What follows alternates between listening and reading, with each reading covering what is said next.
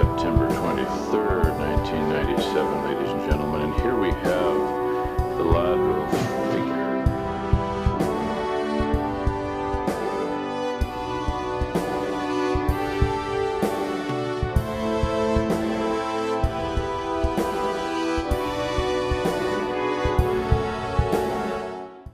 I was born and raised in Hawaii, 1955, before it was a state.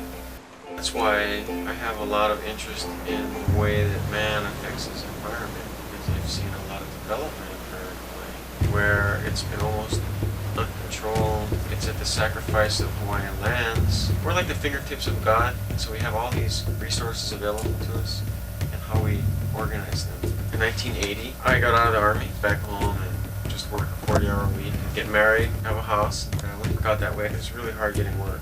A friend of mine, Roger, taught me stained glass, and I did repair and restoration for Roger, and then, gradually got my own commissions. Because of circumstances involving my own personal life, I quit doing glass for about 6-7 years. So then I decided to take a drawing course, my first drawing course I ever took in my life, at the University of Hawaii after being out of school for 20 years. While I was there, I was introduced to a program of hot glass. I realized the potential involved in what was going on, and I needed to really improve my skills, utilize the medium like a tool to enhance my own ideas, expression, and art. Not just in flat glass or the third dimension of vessels or whatever.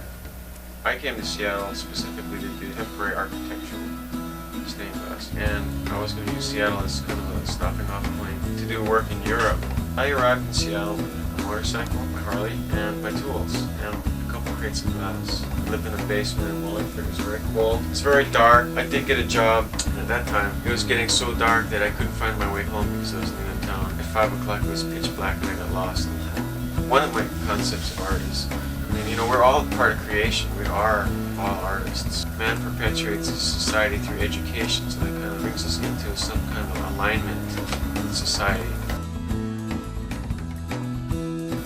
My idea of my art, it would be drawing attention to a social statement, to orchestrate a space, and use the mediums that I have some sort of control over, metal and glass and drawing and whatever, to attract people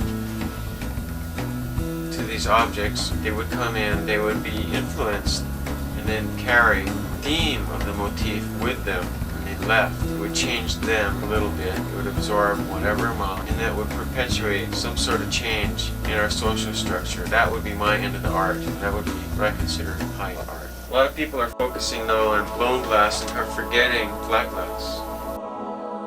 I was asked to redo the inside of Coffee Lodger's hanging window display. The content is really simple, it's just how we relate to our environment. I came up with a quick sketch a day or two later, and I just kind of shared it with Jack Kelly, the owner, and he really liked it a lot, and he'd come down and saw my bronze sculptures and understood how I arranged shapes, and I was really excited about it. Once the agreement was finalized with Jack, I took it upon myself to create a mock-up space with John Barnett, who's a metal sculpturist. I designed it, laid it out, cut the metal, and John and I forged the arches and welded everything together. There was a lot of putting it up and taking it down and changing, and that takes a lot of flexibility for two people to work on those terms. I hung it from the mock-up space in the warehouse. This is my studio at 438 Second Avenue West in Seattle, 1997. And come on in and I'll show you what I'm doing and kind of brief you on this project for Coffee Lodger. Check this out. This is the base design for this job. Dialogue in the language of mark making. It's a contemporary landscape. They're all connected with each other, and there are vistas beyond the structure. Well, these are cylinders that I've blown into a mold, and they're used to orchestrate the design for the Coffee Lodger project. And along with those recipes that I've developed, I've utilized my glass coloring recipes to create sheets of glass like this for the job. They're kind of unusual. This is the basement workshop area where I do a lot of the fabricating for this job. And here are two of the first windows for Coffee Lodger. I'm awaiting other glass that I've produced in Fremont. Also flattening glass in a minute. And these cylinders, which I've cut into half sections will be laid down flat in the heating process. It's real simple, you just have to kind of compensate for the roll where it's going to fall. It takes about 45 minutes. So that's it. That's what it looks like in reflected, that's what it looks like in transmitted light. It's September 4th, 1997. I have to cut some glass for the architectural form of these larger windows. So basically I'm just going to be cutting some textured clear to a certain size that will fit in the smaller kiln. I'll be cleaning in between the texture to give it more contrast.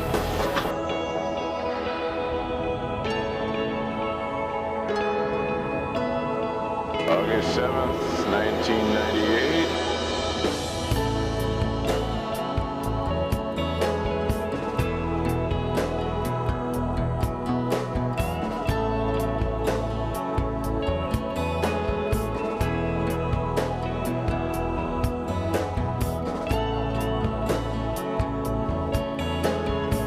This is the same building where you did the mock-up for the Ladro piece, isn't it? Right.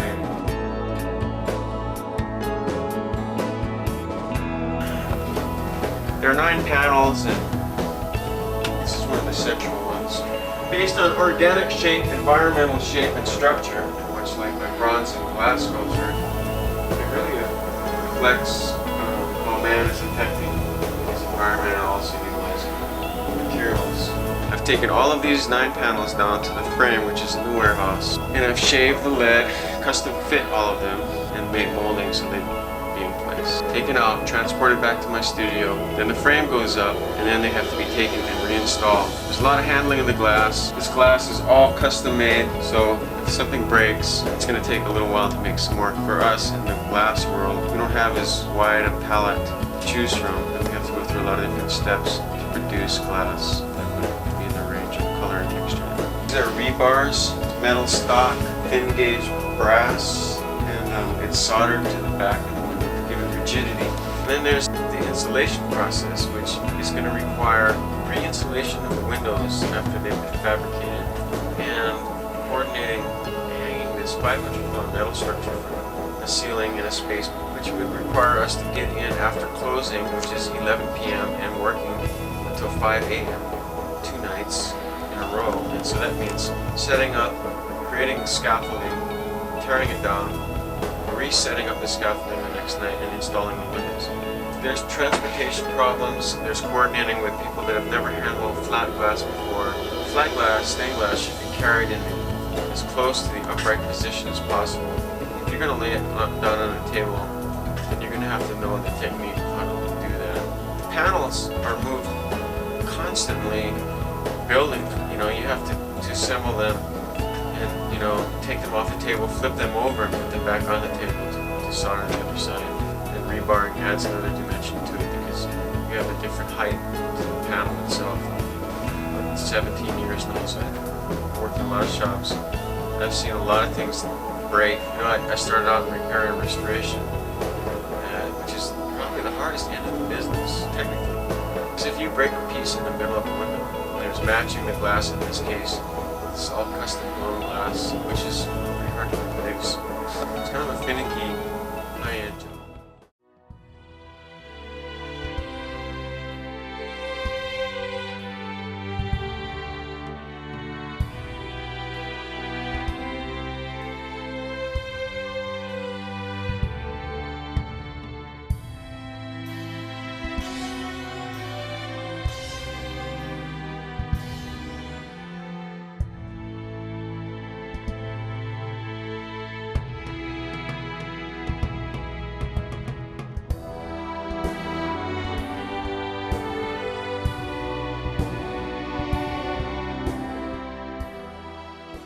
This is my cold shop and studio where I live. Follow me. We come in to the right, and I do a lot of my fabrication here for stained glass. And then I'm working on a chandelier, and that's what this is for. This is my mounting system.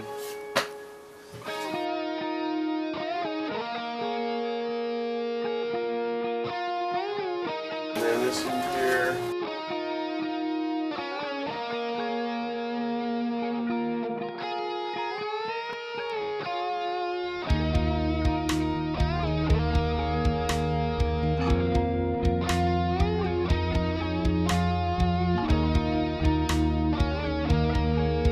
picture of Kane, who I love working with, and his dog Humphrey, who passed away recently. So I decided to do a piece about them because he was the shop dog, always came over, and he was always such a great dog to have in the shop. He was very well mannered, he was a fine old gentleman. So I'm going to case this with clear and then make a vessel and have it sort of like for prosperity. Okay, this is my shop, the right side of the shop with a pickup kiln, and then it's going over to the small glory hole. There's the furnace, the main furnace. Here's some shelves, and this is the garage area and powder booth. This is the big glory hole, the door is closed. And this is the annealer. And then I'm going to case this with clear, knock it off, then paint over it and put the benches in with people in it.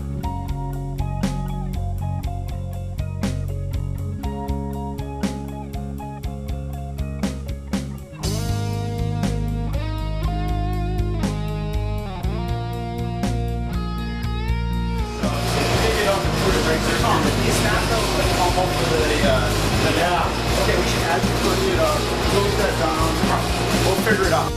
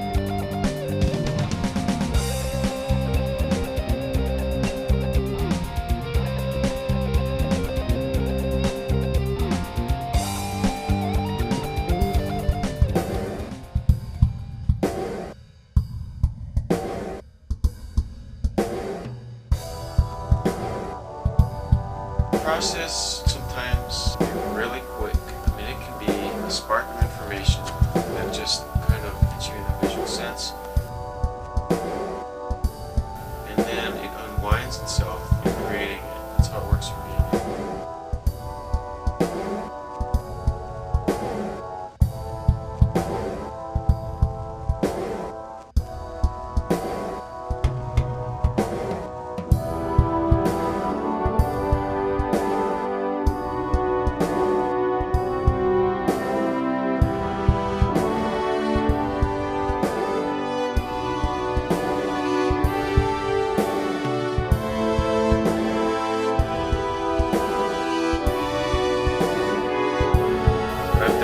Collect symbols.